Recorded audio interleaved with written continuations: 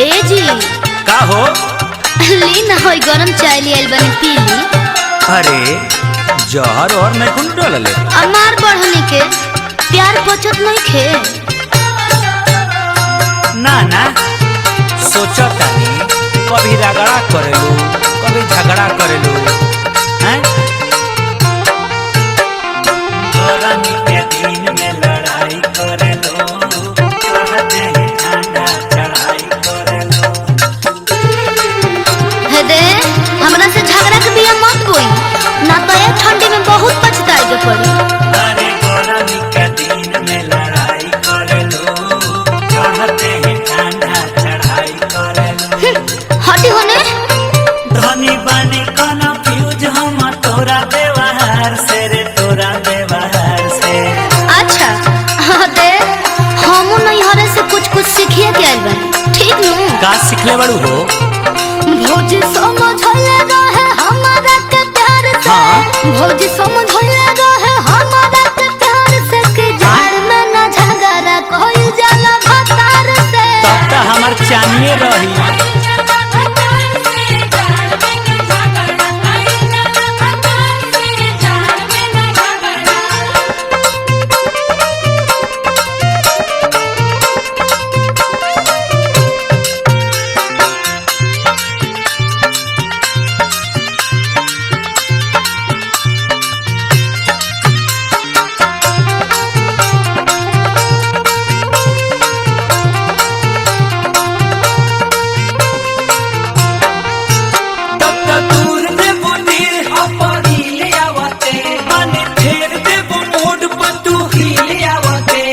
अरे ना जी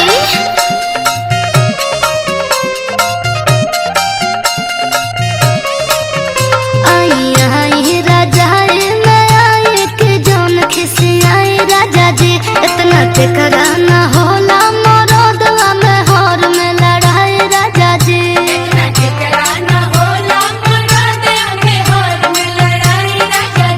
परेशानी रहने दूर नहीं होला मोर कपार से रे होला मोर कपार से।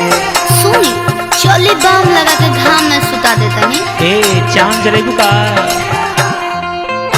अरे भौजी समझले रहे हमारा के प्यार से। का? भौजी समझले रहे हमारा के प्यार से कि झाड़ में ना झगड़ा कोई जाला भतार से।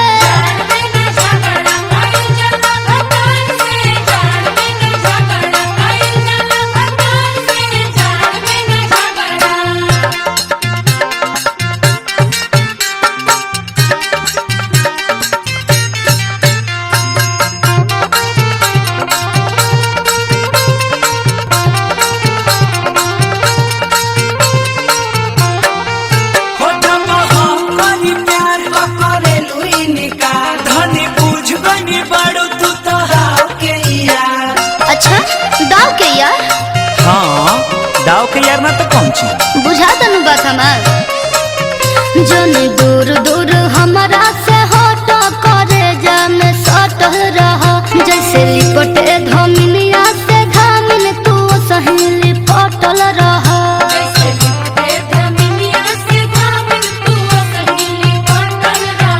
कृष्ण जी अजित शंकर के पोल्हावेलू दुलार से पोल्हावेलू दुलार से। अच्छा हम बोलावनी और वो ना बोलावनी। ना हम तो कबो नहीं पोल्हावले। भौजी समझले रहे हमारा के प्यार से। का हो? भौजी समझले रहे हमारा के प्यार से कि झाड़ में ना झगड़ा कोई जाला भतार से।